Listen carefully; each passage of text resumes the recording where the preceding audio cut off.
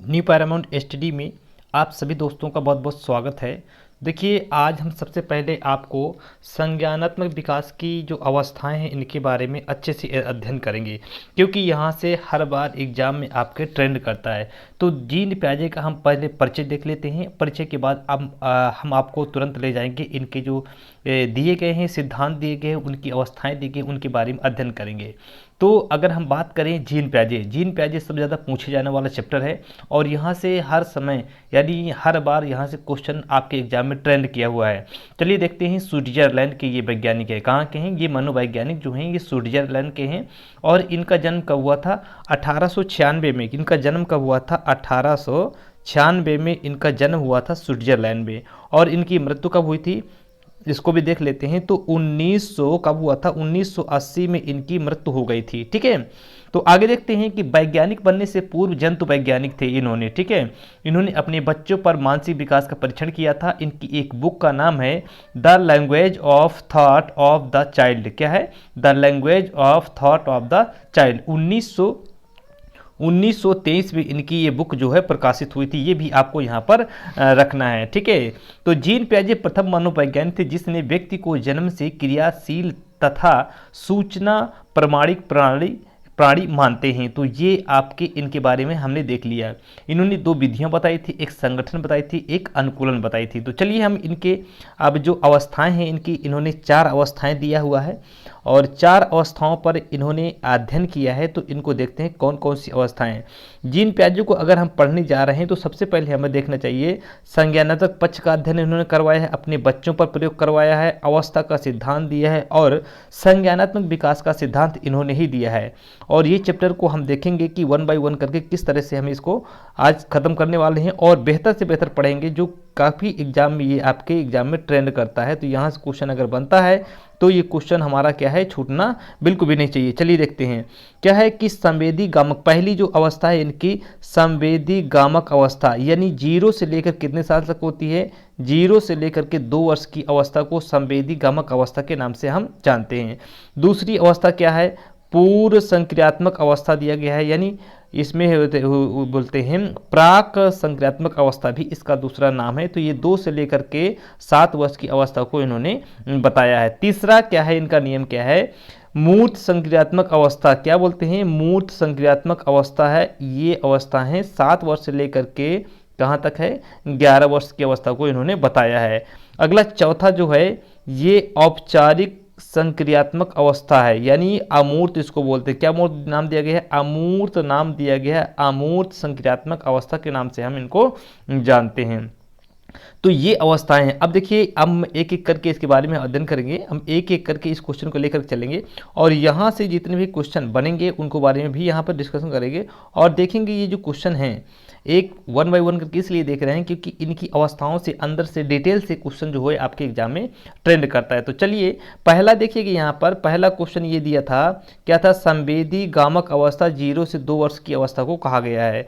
जन्म से लेकर के ये 2 वर्ष की अवस्था तो हम संवेदी गामक अवस्था कहते हैं। इस अवस्था में बच्चा जो भी कार्य करता है वह इंद्रियों के माध्यम से भी, ये इंपॉर्टेंट है कि बताइए कि बच्चा किस अवस्था में इंद्रियों के माध्यम से जो कार्य करता है। तो जीन पियाजे के अनुसार यानी 0 से 2 वर्ष की अवस्था तक जो है इंद्रियों के माध्यम से संवेदी गामक अवस्था में ही बच्चा क्या इंद्रियों के माध्यम से क्या करता है? कार्य करता है। तो ये आपका पहला हो गया। जैसे अगर हम बात करें उदाहरण से ले लेते हैं, उदाहरण अगर ले लेते हैं तो जैसे आँख हो गया, नाक, कान, त्वचा, इस तरह की जो ये क्रियाएं होती हैं करता है। यानी देखिए अगर बात करें गामक क्रियाएं कौन कौन होती है? पकड़ना हो गया, खेलना हो गया, लिखना, इस तरह की जो अवस्थाएं होती हैं इनकी गामक अवस्थाएं होती हैं। चलिए हम और देखते हैं इसके बारे में।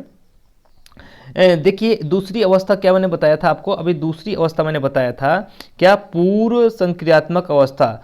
पूर्व संक्रियात्मक यानी प्राक अवस्था, यानी 0 से लेकर के 7 वर्ष की अवस्था को उन्होंने बताया है। यानी इस अवस्था में क्या है? इस अवस्था में बालक जो है पड़ोसी बच्चों के साथ क्या करता है? खेल खेलता है। तो खेलने की अवस्था जो बताया है उन्होंने पूर्व संक्रियात्मक अवस्था को उन्होंने बताया, यानी खेलने की अवस्था को उन्होंने अच्छे से बताया है। चलिए अगला इसमें देखते हैं, इसमें क्या है? अगला ये है कि बालक इन शब्दों तथा प्रतीकों का, बालक शब्दों तथा प्रतीकों का जो है प्रयोग करता है और प्रत्यात्मक खेल खेलने लगता है, यानी जो चिन्ह वाले खेल होते हैं उनको ये क्या करना है? खेलने लगता है। अगला है खिलौने की आयु इसी अवस्था को कहते हैं। अब क्वेश्चन में पूछा जाएगा कि खिलौने की आयु को, यानी खिलौने की जो आयु होती है कौन सी अवस्था होती है, यानी प्राक अवस्था होती है। क्या होती है, इनको हम प्राक अवस्था के नाम से भी जानते हैं या पूर्व संक्रियात्मक अवस्था कहते हैं। 2 से लेकर के 7 वर्ष की अवस्था को इन्होंने बताया है। देखिए जो ट्रेंड करता है क्वेश्चन, इस दौरान बच्चा जो है भाषा का विकास प्रारंभ कर देता है। इस अवस्था में बच्चा क्या होता है, भाषा का विकास बहुत जल्दी से प्रारंभ कर देता है। वेरी वेरी इंपॉर्टेंट है। अगला देखिए तीसरा नियम क्या है इनका, तीसरा ये दिया है मूर्त संख्यात्मक अवस्था, यानी 7 से लेकर के 11 वर्ष की अवस्था तक को इन्होंने बताया जी, यानी कितने 7 से लेकर के 11 वर्ष की अवस्था को जो उन्होंने मूर्त संख्यात्मक अवस्था के बारे में इन्होंने बताया है। इन्होंने इसमें इस अवस्था में बालक चिंतन और तर्क जो है प्रारंभ कर देता है, पूर्ण नहीं होता है लेकिन ये प्रारंभ कर देता है, यहाँ से स्टार्टिंग इसकी हो जाती है। अगला है इस अवस्था में बालक जो दिन तारीख समय महीना इन सब के बारे में वो अच्छे से जानने लगता है और सीखने लगता है। चलिए अगला देखते हैं। देखिए जो आपके एग्जाम में है यहाँ से क्वेश्चन जरूर पूछा जाता है, तो आप इनको बहुत अच्छे से एक बार 2 बार जरूर देख लीजिएगा।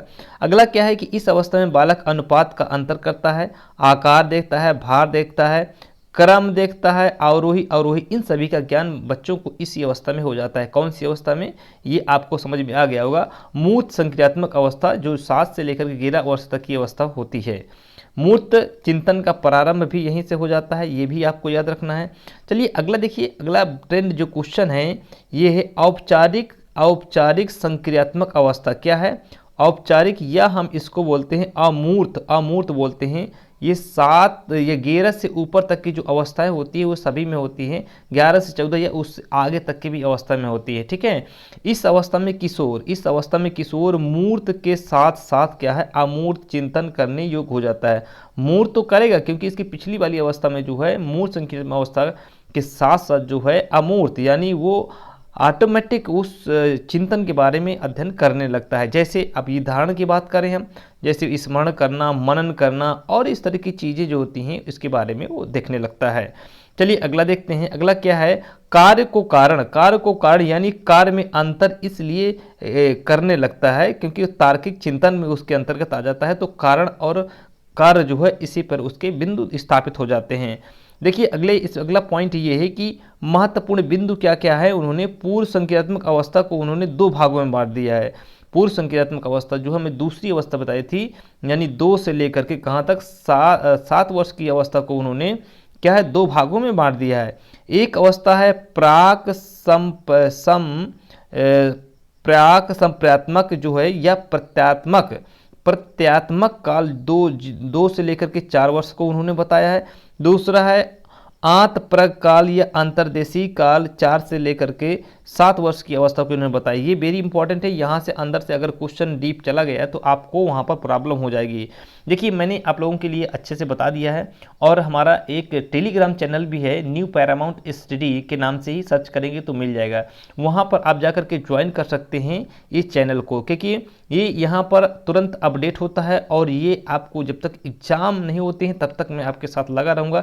यहाँ बाल विकास और आपकी हिंदी और इंग्लिश और इस तरह की जितने भी मैथ, जितने भी आपके एग्जाम संबंधित क्वेश्चन होंगे, शिक्षा संबंधित, तो सारे क्वेश्चन यहाँ अपडेट किए जाएंगे और एक एक करके आप लोगों को यहाँ पर विस्तार से बताया जाएगा, क्योंकि ऐसे क्वेश्चन हैं जो आपके एग्जाम में ट्रेंड करता है। तो मैं आप लोगों से यही कहूँगा कि चैनल से जरूर जुड़िए और इसको लाइक शेयर सब्सक्राइब जरूर कर दीजिए ताकि सभी लोगों को इसका बेनिफिट हो सके। तब तक के लिए मैं आपसे अनुमति चाहता हूँ। जय हिंद, जय भारत, वंदे मातरम।